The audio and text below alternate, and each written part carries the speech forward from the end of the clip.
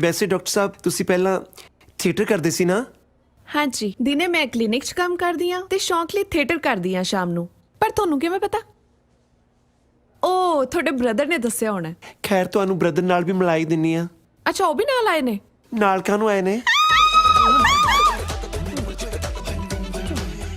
I am sorry Neeru, ਮੇਰੇ ਕਰਕੇ ਤੈਨੂੰ ਕਿੰਨੀ ਤਕਲੀਫ ਸਹਿਣੀ ਪੈ ਰਹੀ ਆ, ਪਰ ਸਾਲੇ ਪਾਲੀ ਦੀ ਹਿੰਮਤ ਕਿਵੇਂ ਪਈ?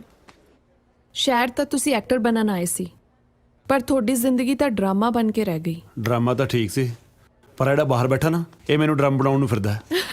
ਦੰਦੀਆਂ ਨਾ ਕੱਢ, ਚੱਲ ਚੱਲ ਕੇ ਉਹਨੂੰ ਦੱਸ ਵੀ ਸਭ ਠੀਕ ਹੈ। ਟੈਨਸ਼ਨ ਲੈਣ ਦੀ ਕੋਈ ਗੱਲ ਨਹੀਂ, ਥੋੜੀ ਜਿਹੀ ਬਦਹਜ਼ਮੀ ਸੀ, ਹੁਣੇ ਠੀਕ ਨੇ। ਡਾਕਟਰ ਸਾਹਿਬ ਚੰਗੀ ਤਰ੍ਹਾਂ ਚੈੱਕ ਕਰ ਲਿਆ ਨਾ?